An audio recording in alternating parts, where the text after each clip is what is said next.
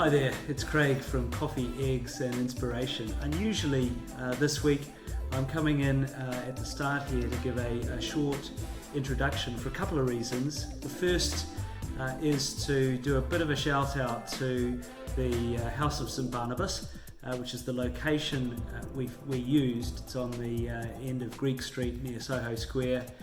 Wonderful old building, and we're actually using the chapel, so very unusual location.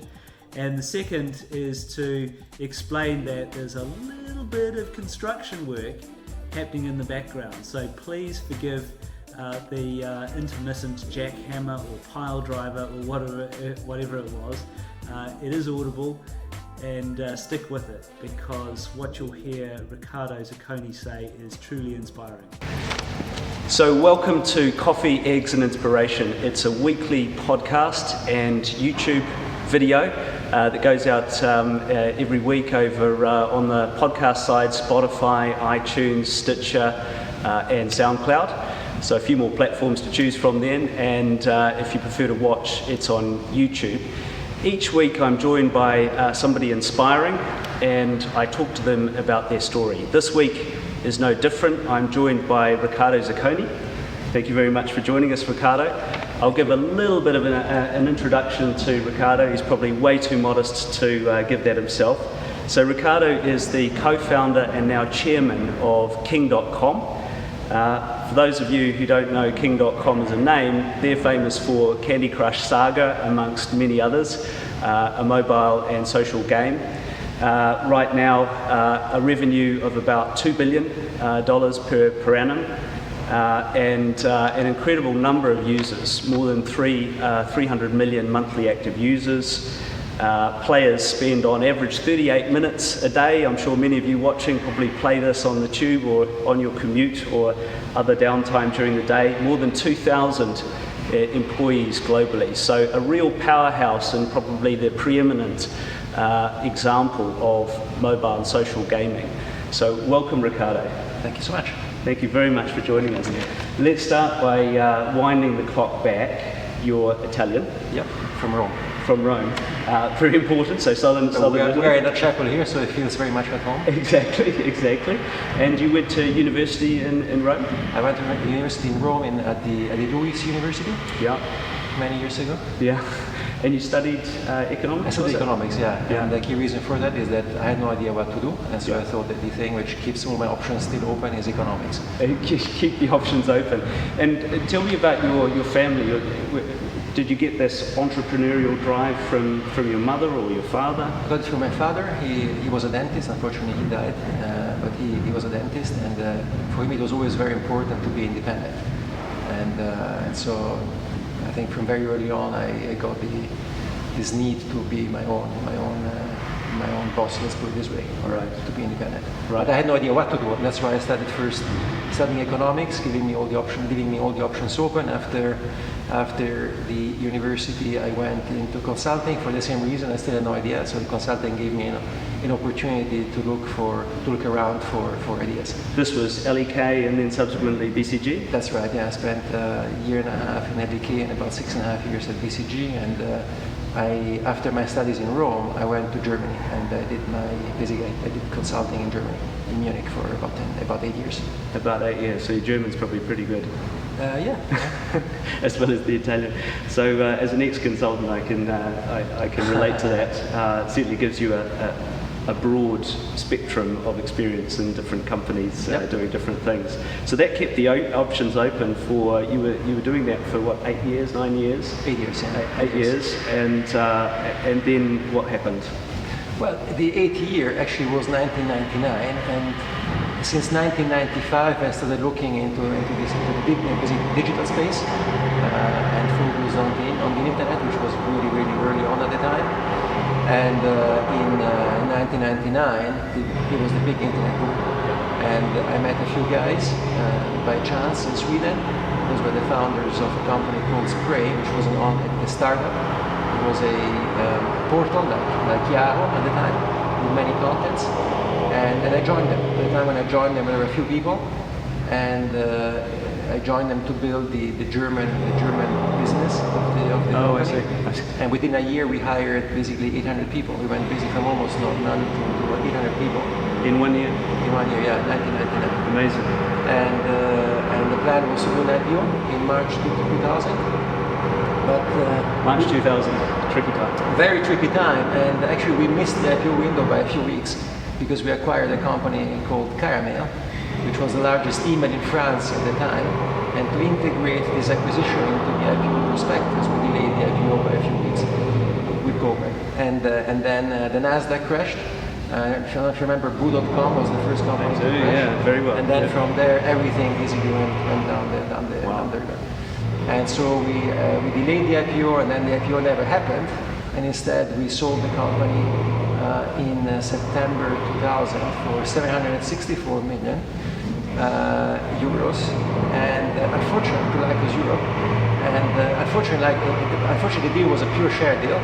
So we got Lycos shares, and they went from 10.5 per share to 0.3 by the time I could basically sell the shares. Wow. And this basically meant that the deal was worth nothing. Wow. But it was an incredible experience and a fundamental experience for where I am now, because I met there my co-founders, basically the chief creative officer of King, which created Candy Crush. He came up with the idea. Is basically was at the time chief creative officer at Spray. The CTO was CTO at Spray, Lars Margren, and then later Thomas Hartwig. And Patrick was one of the most talented developers I've ever met in my life. He was one of the key developers also in Spray. Out of failure comes serendipity and sometimes success. I should probably explain we're in the chapel of House of St. Barnabas. As you can probably hear, there's quite a lot of construction happening next door, so hopefully you can still hear us. We've got a little shotgun mic, so I think it'll be fine. Amazing. So you met the co-founders of what would subsequently become King.com. Right. You went through the peaks and the valleys of the internet boom and the internet bust. Well, after this experience with Spray, I was offered to continue at Lycos, but I didn't come to an agreement, and I thought it was not so much fun.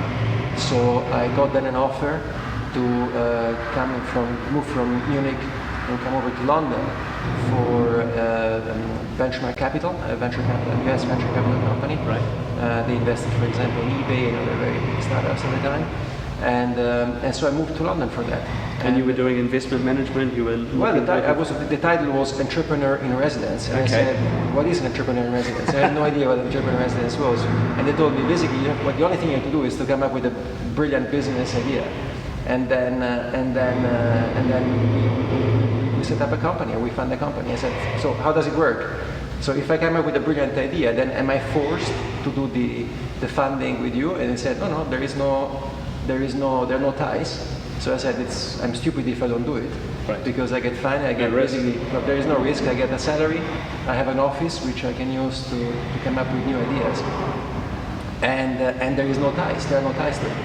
So I moved over, and actually it was a very stressful time, despite me not having any times where I had to be in the office, but not having anything to do, just having to come up with a brilliant idea is actually quite stressful. How did you do that? I mean, how do you just... Well, I took 6 months off before joining. I postponed the start date to October. I left Spray at the beginning of 2001, and I joined in October 2001 Benchmark. And I took time not only to basically, to go around and have some personal time, but also come up with ideas. So when I joined Benchmark, I came in with a portfolio of 50 crazy ideas. And some ideas were 50? Yeah. 50. And there were some really stupid, crazy ideas in there, right? So completely crazy ideas. But one of these crazy ideas was actually not so crazy, and it was based on my experience in Spray. So when we were at Spray, we launched one of the first dating sites in the world, which was called Spray Date. And dating. And it was a free dating site, so we didn't ask for a subscription. And we didn't, at some point, since we ran out of cash, we didn't have any more money for marketing. But despite that, basically this offering started growing virally. So quite loud in here. Started growing really virally. And so when I joined Benchmark, I said, look, there is something there. We didn't make any money, but there must be a way to monetize this. Right. So I looked around. And was it what was called at the time a freemium model? Not or free. Just it was free? completely free. Completely It was completely free. Okay. Completely free. And at the time, online advertising was not as developed as now, so right. it was quite difficult to sell the space. Yeah. And it was also 2000, so it's the internet crash time. So this was one of the 50 ideas. So I said, okay, I think this is interesting. Then I looked at the US, and in the US there were a few companies which had basically started earlier, like Match.com, who actually started with a subscription business. And I thought, okay, well, we didn't ask for money, but maybe we can ask for money. And so I launched this. I pushed on this idea. This was my main idea when I joined Benchmark. I killed the other 49. And I pushed for this idea. So we looked at different ways to start in this market. One option was to start from the scratch. Another option was to buy a few free sites. In the meantime, there were a few free sites. Put them together and change the model to a subscription model. Or a third one was to invest in an existing company. There was nothing at the time in terms of subscription models in continental Europe, but there were a few in the UK.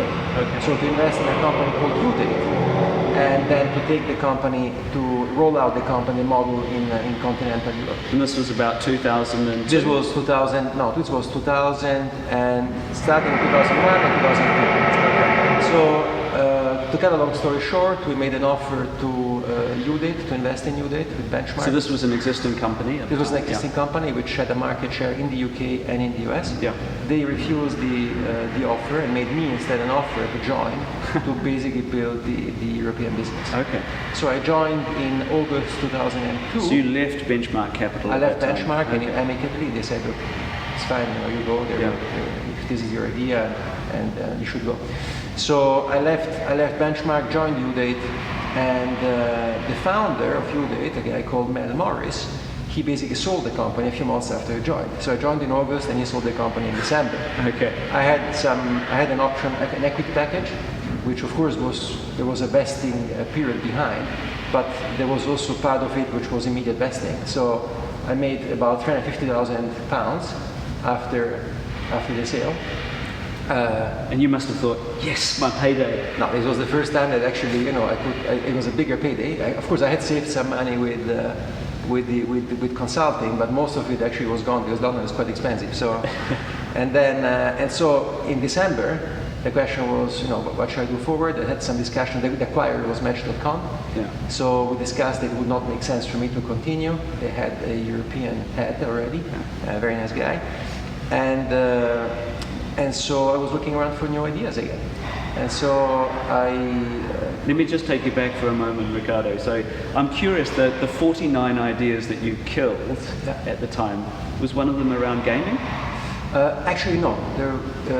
We had one of the ideas was to build a mobile portal. Okay. Because at the time, basically, mobile was about to start. It had not really started yet. Yeah.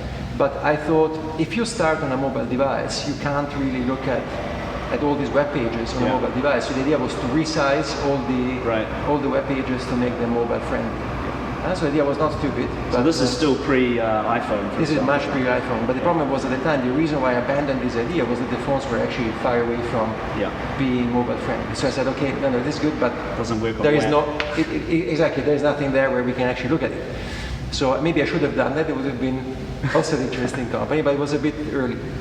So you had the 350,000. Yeah, 50,000. You start to think about other ideas. Yeah, and so what you do when you start looking around is you call people you really rate highly. So I called my friends and former colleagues from Spray, in particular Sebastian Crozon, the chief creative, and I said, okay, what shall we do? In the meantime, they also had left Spray, and they built their own consulting company developing websites. All of them? All of them, yeah. They stayed together and they basically worked together. And so we started spinning off a few ideas, and out of this basically discussion, we discussed, okay, why don't we actually start in games? And so we then... What was it that led you into games at the time? Because this is still very, very early on. Well, we when you launch something new, you have to come up with something which is new at the time. And so the idea which was new in continental Europe, but was not new in the US, was to launch competitive games. So games where you compete against others on the web for free, or also for a small entry fee. And the games would all be games of skill, so there would be no chance involved, and therefore this game model would be allowed in all the European markets. Right, so no gambling. And it would be no gambling. And it has a social element as well. Exactly, it's a social element because you play with others, and it's purely based on skill, and the winner basically takes the pot minus a fee, which is the fee of the organizer, which is basically us. Right. So this is how we started. Okay.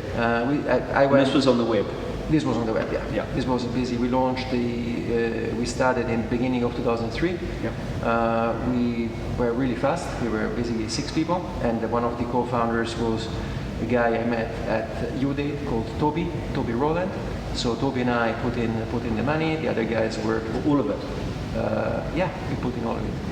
Was that, so that must have been a pretty important decision for you. You're living in this expensive city, London. Well, the first thing, had a payday. Yeah, exactly. And you invested how much? I went everything. Everything. Yeah, I went all in. Yeah. Anything I made basically with UDate went basically all in, and in several chunks, but everything went in. And the first thing you do is you reduce your costs.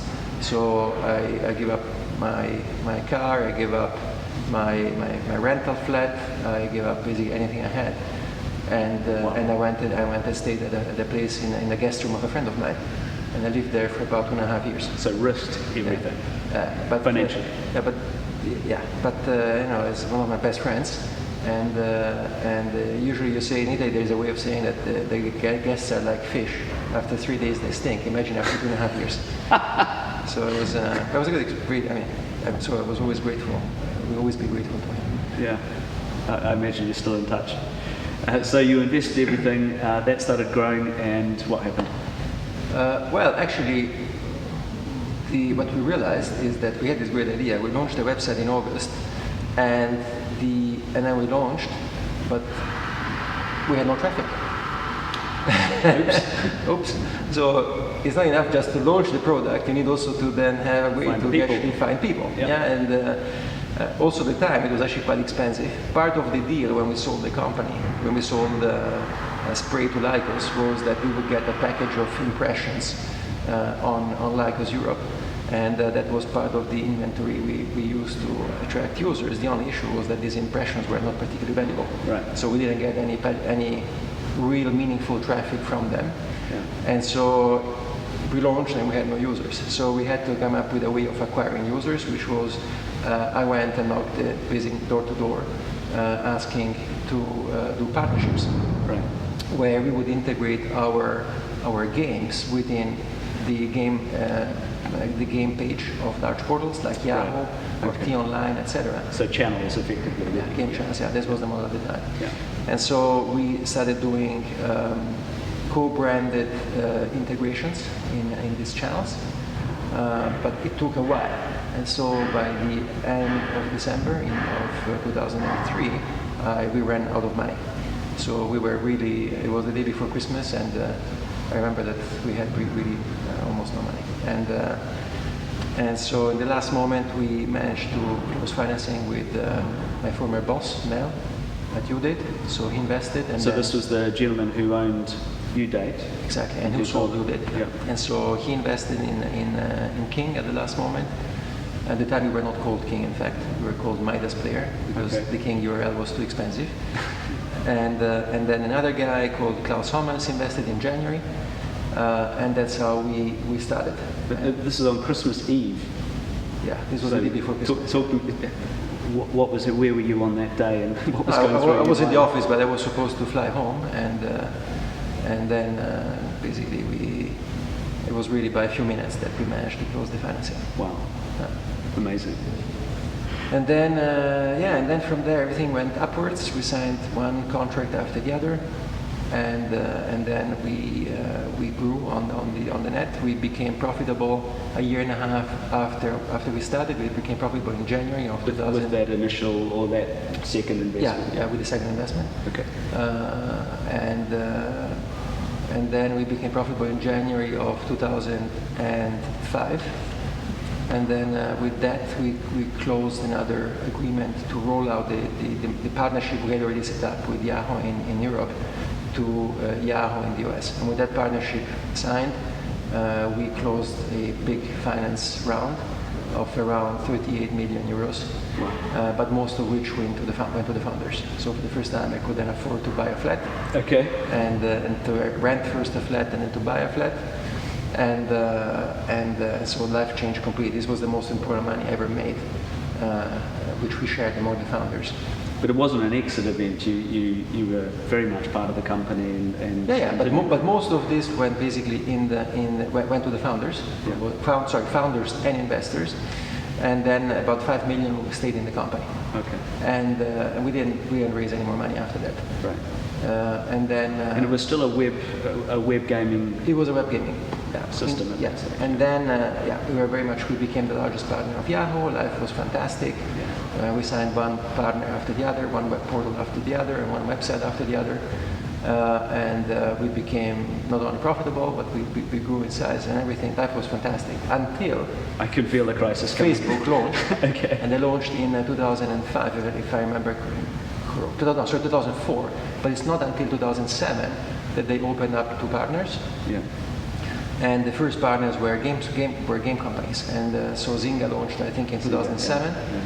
And we knew that about Facebook, but we started, busy doing some first experiments. But we were at the time about 100 people, so we didn't have a lot of extra capacity. Yeah. We started doing some experimentation, but I would say not fully in.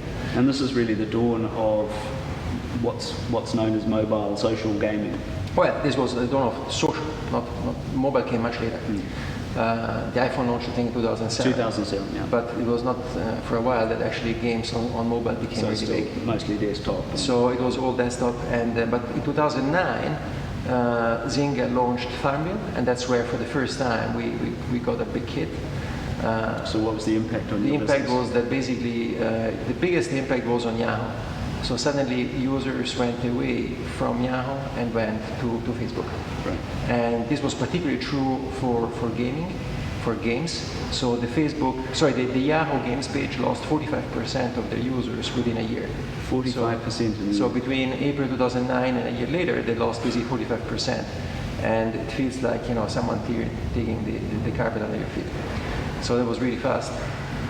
So you were successful, profitable, you had users, but you could see and suddenly it was draining. Yeah, and suddenly boom, basically new user growth was basically gone.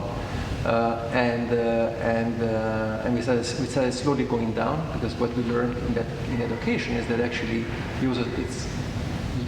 the users who are more committed are still stay with the offering. Right. But if you don't replenish the users, after a while you have churn, and so it's a slow decline. And that was a very tough time.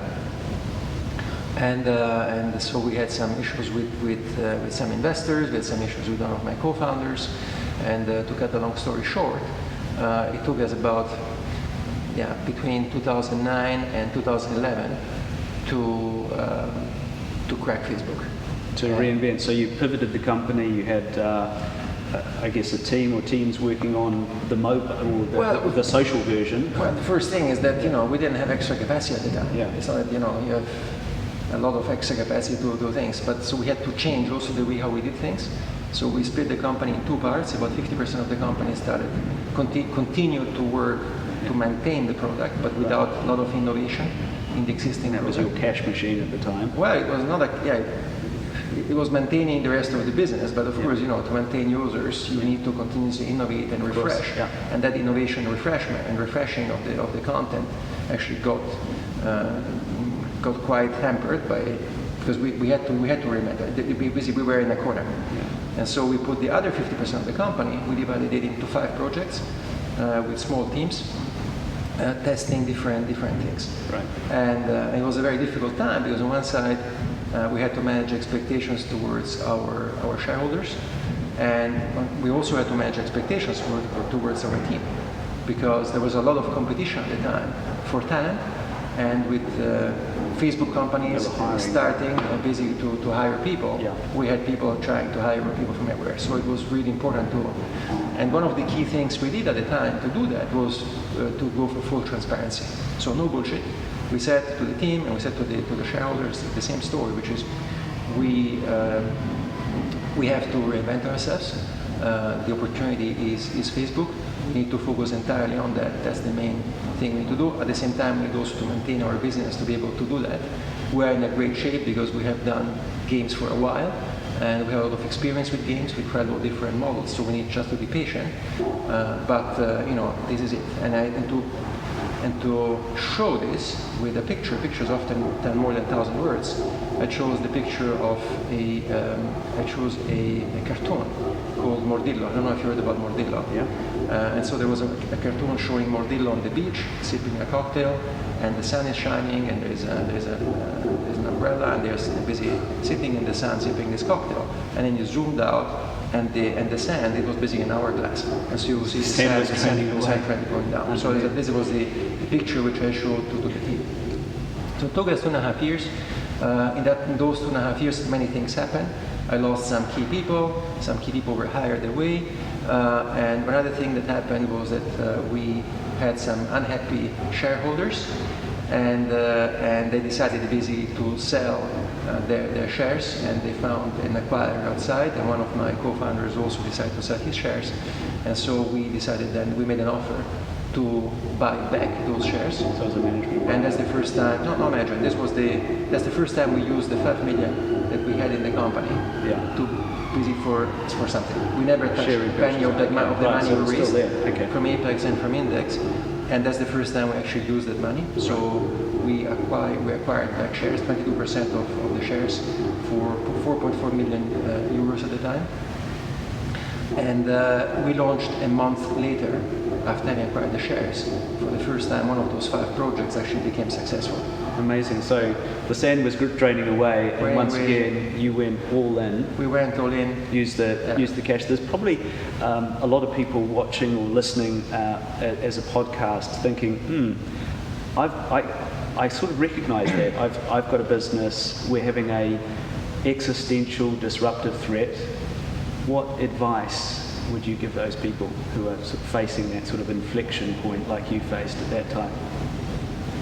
Well, I think that sometimes you don't have a solution, but the most important thing is the people. So you need that. If you have a group of people which has on board basically creative people and people who then can also implement. So tech and creative are absolutely key, and also marketing. If you have something good that you can scale it, then it's only a matter of time that you will crack it. Right. Those good people always find a way to get to a solution. Interesting. And so with the opportunity we saw at the time, I said to the team, look, we are not on Facebook, but if we manage to crack Facebook, we're in a great position, because all the users who play on Facebook at the time, the majority of the users were female, older females, 25 plus. And the games we had developed, our audience, our core audience before on the web were all female, 25 plus. Right. So I said, if we manage to crack Facebook with our games, then we have a great opportunity, because that's where our users are. So that was a sense of purpose and objective. And then we tried all different models. We tried to bring our original game model to Facebook. They did not allow us to bring it to Facebook because it was competitive games for money. And for them, they didn't care that it was legal. We tried then other models. We tried it for free. We tried all kinds of things. And then one of these things basically worked out. And what we did is to repurpose, to take one of these games which was doing really well on the web, called bubblewitchsaga, to repurpose it instead of in a competitive way, to propose it in a way where you have many levels of the same game. Right. And the competition is much more gentle, not one against the other, but you can basically pass the level, and if you pass the level, you see where the others are on this journey. So instead of playing the same game field, if you many over times, and over again, you progress. Yeah, which was basically the precursor of Candy Crush, right, with a different game model, which was a bubble shooter. And however, we didn't monetize because there was no monetization behind. Right. And then we continued experimenting, and then we innovated by coming up with a new way of monetizing with a freemium model. Right. This was one of the first freemium games which we launched, where you would basically be able to play the entire game for free, but you would have 5 lives to complete this journey. And every time you didn't pass a level, you would lose a life. And once you finished your 5 lives, you could either wait for 20 minutes or you could continue immediately by buying for 99 cents basically those 5 lives. Oh right, so it played on the sort of a sense of immediacy and... Yeah, and basically we launched this game in September of 2000 and, when was it? 2011. A game called bubblewitchsaga, which is actually still alive. Yeah. And downloaded it last night. And then basically, from there, once we found out that actually this game not only works well in terms of retention and virality, but also in terms of monetization, we started growing this game with marketing, like we did before with on the web, with all the skills we had. And we also continued then rolling out the same model with looking at the best games we had developed previously. Over time we developed about 200 games, and we picked the best games we developed over the many years, and we applied all the learnings from this new game in terms of how to build the game, in terms of monetization to this game. So it sounds like there were 2 innovations. One is this sort of saga concept, where you're progressing through levels, and the other one is the in-app purchases, so purchasing additional lives and monetizing in that way. That's right. Okay. But then we had also to innovate in the way how we marketed the site, because we became big on the web, not through marketing, but primarily with partnerships. Right. So me knocking the doors, and basically us knocking the doors of all the different distribution partners. And here on Facebook, we had to basically do marketing directly to the customers, which was also a great opportunity, but we had to reshuffle the team. So unfortunately I had to close the office in Germany, where we did the department management, and I hired a guy called Angus Lovett, who at the time was one of the biggest spenders in Europe on Facebook. And he worked at an agency, so I hired him. Biggest spenders, as in advertising spenders. Advertising, busy buying marketing. So he really knew what. So he was, and so he built the team, and so we built a team of marketeers and performance marketeers, and so we started then growing, and we doubled the marketing spend as soon as we knew that actually we could spend more, and we learned over time how much a customer would be worth, and then we could basically increase the spend behind. So just in case there are people who aren't in the marketing profession, so performance marketing, bottom of the funnel, you're encouraging people to take an action. That's right. Buy something. Yeah. Right. That's right. Fantastic. And this is still pre-Candy Crush, right? This is pre-Candy Crush. And then at some point we were in 2011, so 2012 in the meantime. So we launched in September the first successful game on Facebook, bubblewitchsaga. We launched a few games. Then again we launched Candy Crush on the web in April of 2012. Okay. In I think it was June 2012, Zynga, who was at the time the biggest player on Facebook. They had about 80% market share. Oh. But we went from nowhere on Facebook. We became number 2, just behind Zynga. Wow. But there was still a massive gap in terms of size. Good. So in June of 2012, they launched a copycat of bubblewitchsaga, which was at the time our biggest game. And then for the first time, we saw our reach, our users, instead of growing, suddenly flattening and suddenly going down. So they copied the because they drove their entire users' traffic to this copycat. And it was the same game, but with a monkey basically in the game. And I got incredibly angry because it was really a copycat of the game. And then in the meantime, we were also experimenting with mobile. We launched Bubblewitch on mobile in August of 2012. Okay. And it didn't work so well because the interface was not optimized perfectly for mobile. At the beginning of the year, we acquired a company, a small company of I think there were 5 people, and they basically then worked on the Candy Crush, version of Candy on the web, and they did a really good implementation of it. And then we launched Candy Crush on mobile in October of 2012. It's interesting. You seem to have this pattern of ring fencing teams, small teams, and asking them to work on a specific thing, and sort of keeping everything else a little bit separate. Well, yes and no. What we have is we try to standardize as much as possible, is to avoid reinventing the wheel. So the entire technical platform, there was one platform, but then everyone builds on this platform. That's the way how we could actually develop very fast with few people. And also scale the company very fast. So most of the companies developed on the web in terms of their scalability using web servers, web services, and we developed everything with our own servers, for example, which was much cheaper. And so we decided the original plan was to launch Candy Crush only on Apple, because they promised us a feature, but then we didn't get the feature. And, on the iPhone? On the iPhone, yeah, we didn't get the feature. So we said, oh, yeah, we're launching on exactly like before. We launched on mobile, but where do we get the traffic from? Yeah, right. And actually, the thing which potentially was the worst thing that we were hoping for was actually the best thing. Because the fact that they did not feature us allowed us to understand how much traffic we would get by promoting the offering to our own users. So we could really isolate the traffic coming from our own users and isolate the traffic coming from the marketing we purchased immediately afterwards. Right. While if they had featured us, it would have been very difficult to separate these channels. Yeah.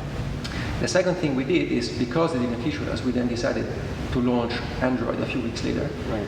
And thank you. We didn't actually even test it really. So we decided to launch it whenever it was ready, with no real testing. So we said, look, we need to do it proper from day one, because we don't have time to test. Right. So just we use launched that Android in 2 weeks. So we in 2 weeks? In 2 weeks, yeah. So, and the advantage of that was that we could then close the social loop. This means when you played, you could play with anyone, independently whether your friends were on the web, whether your friends were on an Android device or an iOS device. Right. And that basically allowed Candy Crush really to unleash the full social power, because you could invite friends wherever they were on any platform. Right. And it was the first time that a game was it's really fully 360 cross-platform. Yeah. And that's another innovation we did. And if you were an individual gamer and you maybe had an Android phone and a desktop, could you go between those devices? Yes, surfaces? and that was part of the innovation, because, for example, one of the questions, it was not just tech innovation, it was also innovation in terms of rules. So what happens if you, for example, start on the web, and then independently from the web, you start on your mobile, and then you decide to connect the two. Yeah. Because you have to connect with your Facebook profile if you wanted to connect and play seamlessly. Sure. And then you played on both sides. What do you do if you have different scores here and here, and you then connect? So we had to create all these rules to allow you to play completely cross-platform. Synchronizing, yeah. And we managed. And then we launched we had a board meeting before the launch in October, beginning of October, where we approved the entire budget of the following year. We launched in the middle of October, towards the end of October actually. And by the end of November, we had already done we had already achieved the budget of the This following is with year. Candy Crush Saga. Candy Crush, yeah. So I've got some numbers here. 2013, I think the revenue was 62 million, and that grew rapidly to 1.9 billion in like months. Yeah, I think 2013. I don't remember anymore. Where were we in 2013? 13, yeah, 62 million at the start of the year. I think. Start of the year. No, yes, by the end of the year we were much higher than that. Yeah. Because in 2013 we spent about 100 million in Q1 dollars in marketing, 100 million in Q2, 100 million in Q3, 100 million in Q4. Yeah. So we launched in 2012. So I think 65 was 2012, I think. Okay. And we spent this money without raising any money. So it was completely organic. Wow. And the way how we did it is basically we you know, when the old game, the old chessboard, when you put one coin on the first, and the second one you put 2, and the third one you put 4, and then you put 8, and so on, and suddenly it goes exponential, right? Yeah. So that's what we did with marketing. Digital marketing works. Yeah. Thank you. And the revenue model at this time, was it still in-app purchases and advertising, or what happened? No, it was all in-app purchases. We focused only on in-app purchases. So when did you drop ads as a as a monetization model? We dropped ads relatively quickly. We had ads at the beginning, and then we said we need the money we make there is not proportionate to the money we make to the revenues which are generated from subscription, from in-app purchases, and it defocuses the team in terms of the product, because if you need to integrate also ads, it takes a lot of eyeballs away. And I suppose the user experience was different as well. And user experience was different. By the time we had we went from 100 to, we doubled every 6 months more or less the team size, and it's quite a big effort. And only later, when we had many more games and we were much bigger team, and then we had more time to really experiment with advertising and make advertising much more user friendly, because it was not just something put in front of you, but it was something which was focused on actually enhancing the game experience. When it's not buying, you can actually get some in-game advantages or boosters by watching ads. Okay. What amazing explosive growth, and you've been at the helm really from the outset, and only recently become chairman of the company. I think at the end of June. Yeah, a few months ago, a couple of months ago. Now we are in October, so. And how's that transition been from CEO to chairman? Actually, I'm still super busy. I don't know actually why I'm busy or how I'm busy, but I'm actually still super busy, like now. Thank you. No, it's actually very good. But I had a really good team before, so I think there's been a pretty seamless transition. We have now, I think we have probably the most amazing team now, who is now who is continuing the management of King. Humam Zacconi, who actually was on the buyer side because we sold the company in 2016. This is to Activision Blizzard. Activision. He used to work at Activision, and then he became first chief strategy, then COO, and now CEO. And then the rest of the team, my co-founder Sebastian is there as chief creative. So the team is pretty much, and Shudov, who was running the business before. They're all there. Good continuity and so I think a great legacy. The company has a great, amazing future now as part of Activision Blizzard, and gives me more time now to also to spend time with the family. But I'm also now I have to spend also more time with the other thing we're doing with my co-founders. Right. So with my King co-founders, we set up a couple of years ago an angel fund, where we only have our money, so we report only to ourselves. So you're investing in other people's businesses, and where we basically help other founders to succeed, and that's why this fund is focused on mobile consumer, basically the space we know really well, and we've done now about 40 investments. 40, yeah. And it's a big portfolio. Yeah, but we're having fun. And the target there is of course, we need also to make a return. But the key target for us is really to help others also to succeed with what we have learned. Yeah. And we went through the experience of investors sometimes not being very patient, investors not being always very supportive of founders. That's what we see in the market, and we think that we understand the founders' perspective, and you need to be patient. If people are good, give them time. Yeah. Interesting. So you definitely got your hands full there. I'm curious, has your perspective changed over that time? What's important to you in life? You've been through a number of phases there. Yeah, I think it actually has changed. So I think that when suddenly you reach a point where materially you can afford most things, or most things you look around, or you might desire. I used to love watches, and every time I did a deal, I bought a watch. I bought a Rolex and so on. At some point, when you can actually buy any watch, I don't care anymore. So I didn't buy any more watches, and I bought another property in Italy because I wanted to have a property in Rome, and then actually I said, should I buy another one? Then it becomes more headache. Right. So at some point, actually, you defocus. Actually, when you can buy material things, they become less relevant, less important. And then you really focus on the most important thing you really have, which is your time. And your time means time spent with people you really love, which are the family and your friends. What an amazing example. And so there are really few things. And then another thing which also gives you to think is the marginal value of money.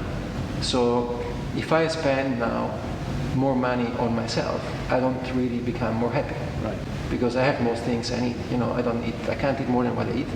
I can't have more than one roof when I sleep at night, and so on. I can't have more than one bed. It doesn't give you more value. But if you can help some other people, and where the marginal value is actually bigger, then actually gives you much more happiness, because it makes someone else actually more happy. Well, what a masterclass in A, entrepreneurship, and B, what matters most in life. What a wonderful note to end on. Well, it's a new step, and now I'm busy in a phase now to try to understand what where to focus in the next phase. But fundamentally, those are some key principles. Well, we're excited to see what happens next from you, Riccardo. Thank you very much for your time. Thanks.